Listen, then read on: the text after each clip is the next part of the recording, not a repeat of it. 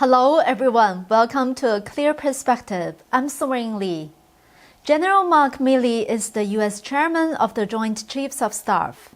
The controversy surrounding his phone calls to China continues to heat up. The problem became more serious as more information was uncovered.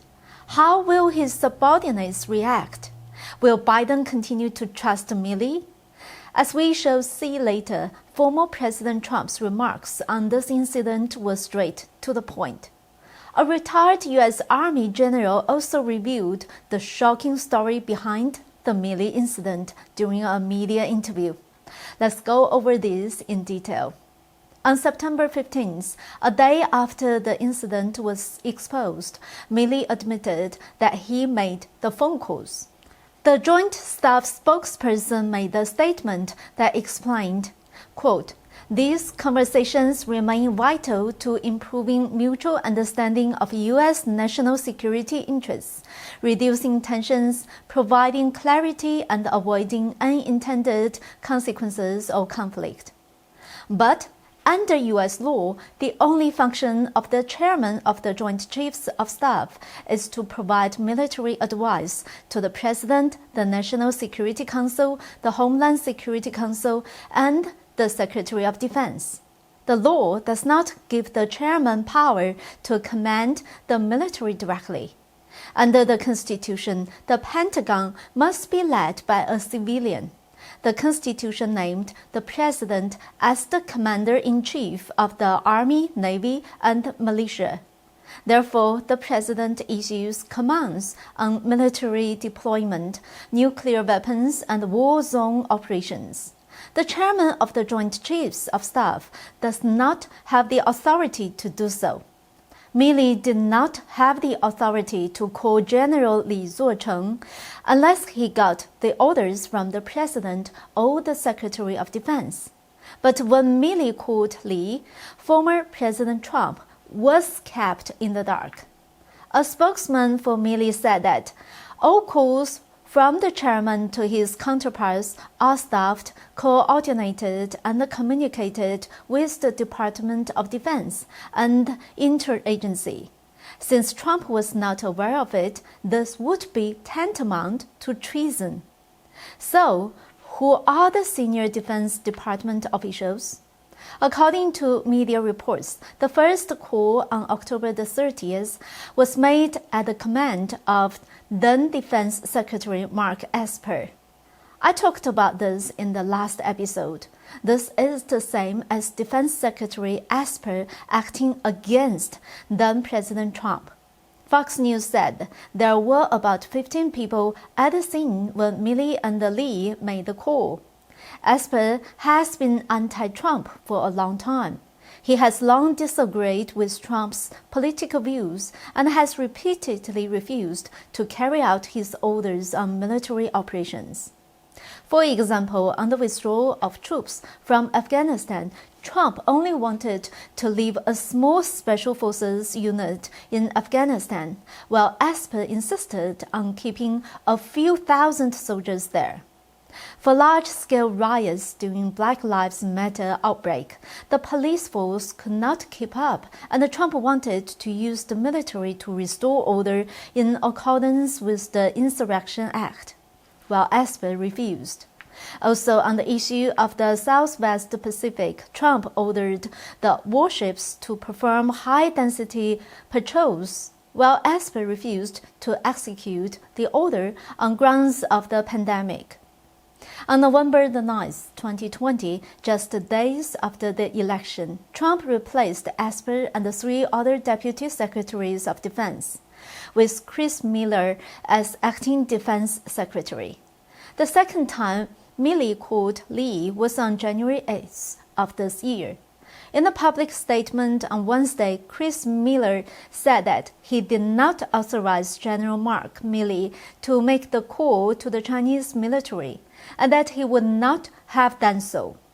The Deputy Assistant Secretary of Defense, Joe Francescon, also told Fox News that it was the policy at that time that there was no senior government engagement with China owing to their bad acts and efforts. He also added that Miller and his office were not told in advance of any calls to the Chinese specifically, and that at most they were presented that Milley was calling foreign allies and partners to reassure them.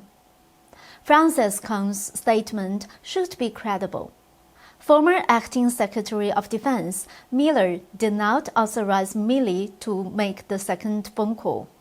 That is a disgrace to the U.S. military and an unprecedented act of insubordination. There were calls for Milley to resign immediately. At that time, Secretary Pompeo had been uniting allies to form a new alliance based on values, and the deployment of troops was a manifestation of Trump's strategy of securing peace through strength rather than actually going to war. Chris Miller also explained this in a statement Wednesday. Quote, "Any accusations that President Trump was intent on starting a war with China are completely unfounded." He said President Trump absolutely believed and advocated for a more aggressive approach to China, but he was elected to end our nation's wars, not start new ones. Miller wants a full non-partisan investigation of the two calls made by Milley. In the past 2 days, there have been numerous calls in the media for Mark Milley to resign or for Biden to fire him. Generals in the military are also making their voices heard through retired generals. They have lost confidence in Milley. Let's add that, according to military rules, serving generals are not allowed to comment directly to their superior officers, so their voices are often heard through the mouths of retired generals. On September 16th, former President Trump recommended a Fox News interview with retired General Don Bolduc. General Bolduc served as commander of the Combined Joint Special Operations component in Afghanistan. What he said is very meaningful and also reveals the motives behind Milley. Bolduc said, "I believe his actions are irresponsible and they fall somewhere between treason and dereliction of duty." He also added, "We never would tolerate that in our subordinate officers. We would remove them immediately." I am being reached out to by many people in the military who have lost confidence in the chairman. There's a perception out there that he did this. He needs to do the right thing, have some moral courage, step aside. He also criticized Milley as a politically driven general. He said, "Most of the Joint Chiefs, they changed their colors. A lot of them started off with George Bush, transitioned over to President Obama, and bought off all the bad policies in Africa, Afghanistan, Iraq, Syria, all over the world, weakened America's position with their allies. Then they transitioned to President Trump."